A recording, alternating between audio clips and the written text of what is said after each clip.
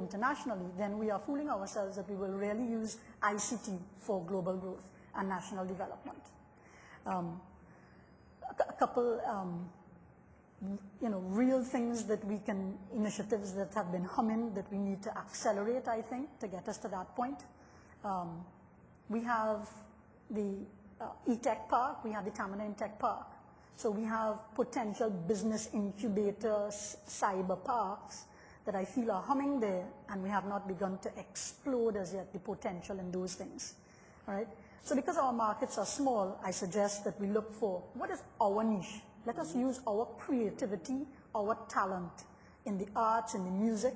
Let us go to the communities and make sure that ICT National Development Plan thinks about those talents that we bring to the table, okay? And because my time is short, and good thing I didn't have to read the speech, let me just leave you three key things, three key messages that I'd like to leave with us. Inclusion, that we must act and we must measure. We're not very good at measuring that we have achieved what we said we would set out to achieve. So I hope that that has shared with you, a different twist on things, because otherwise I'd be repeating what everybody else has already said. Thank you.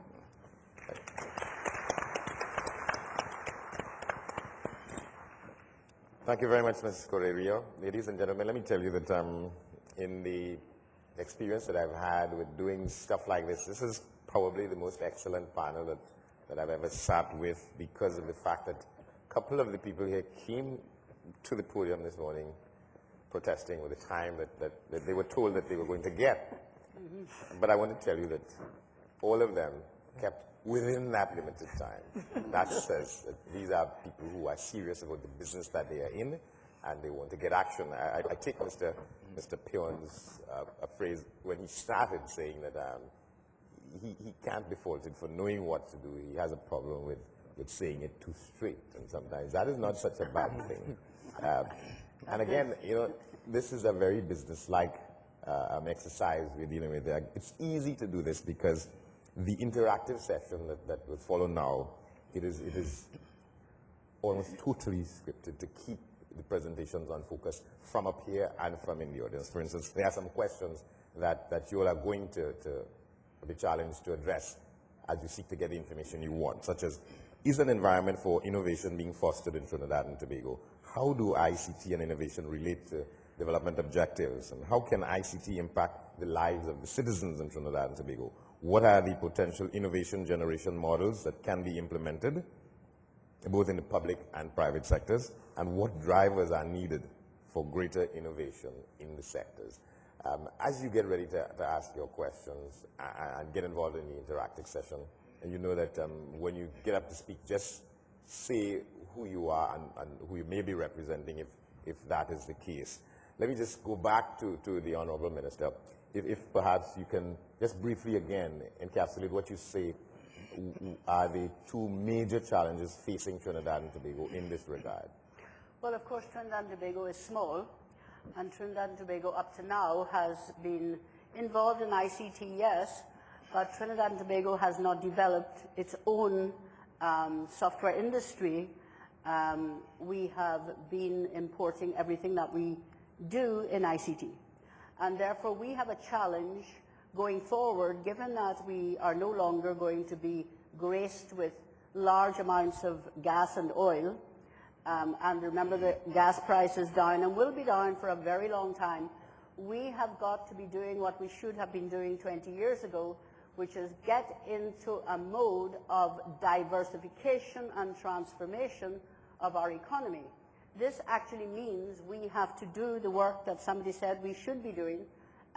We are now about to engage on a foresighting exercise, which is a discussion among the world, the diaspora, and us, our own local people. What will be those technologies that we should be focusing on? And therefore, we intend to build centers of excellence for those technologies that come out of our foresighting exercise.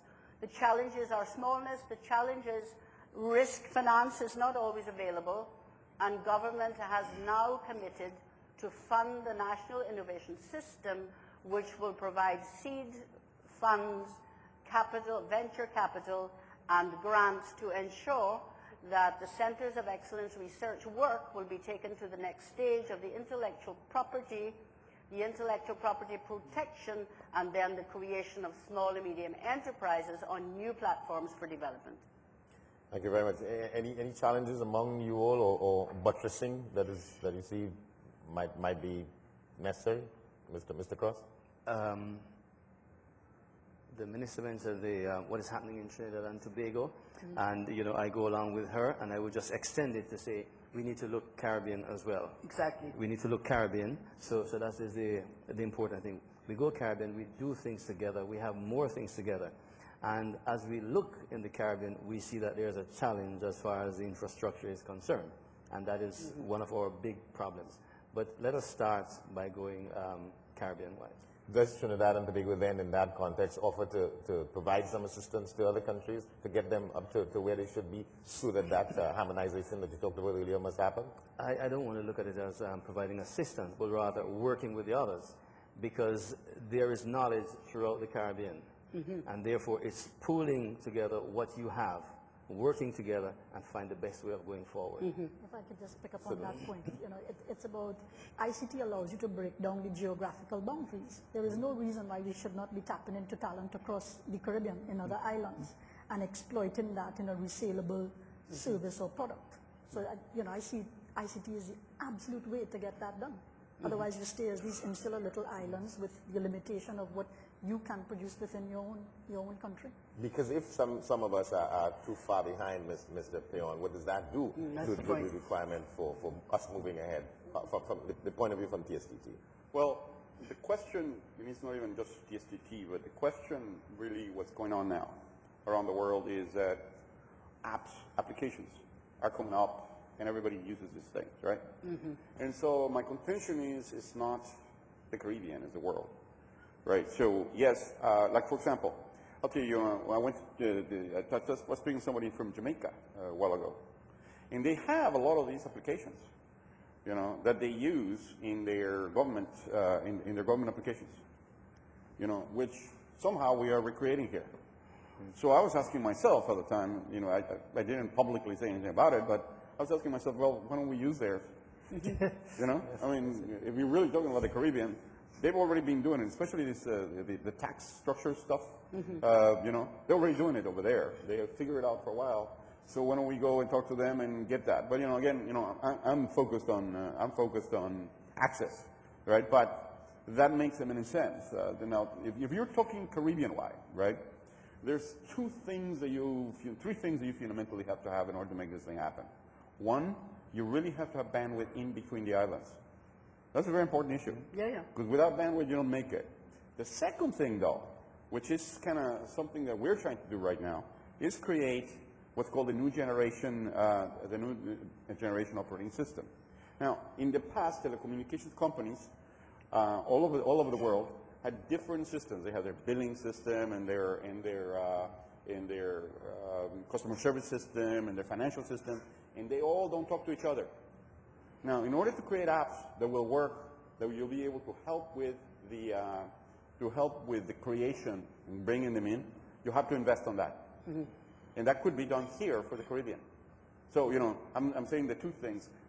Some of the islands have applications that are already go, and we will at some point in about 8 months or 9 months, we'll be able to go ahead and connect those applications into the net, so that you're able to get those in an effective fashion where they can be paid for.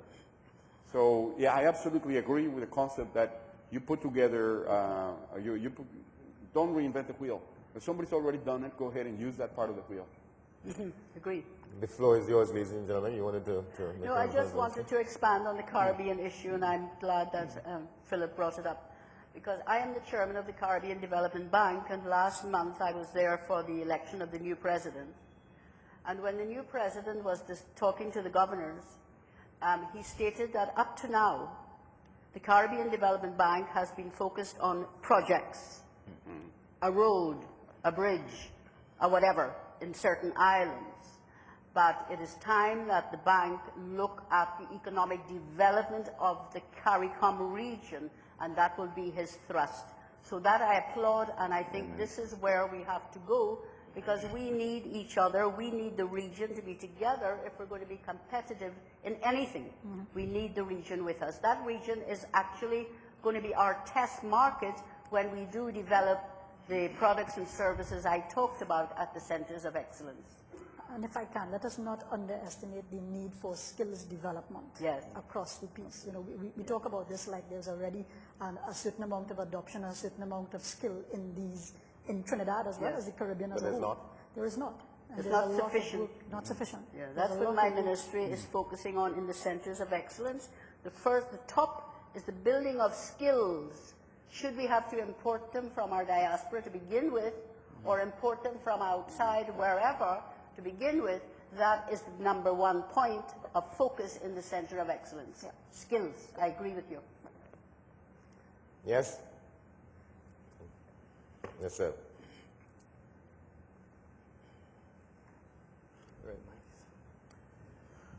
Oh, I think somebody Have a mic? we'll try and speak and see while we wait for the activation of the microphones.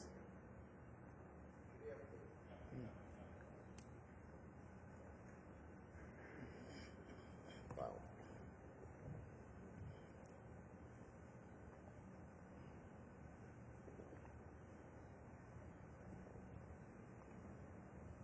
Okay.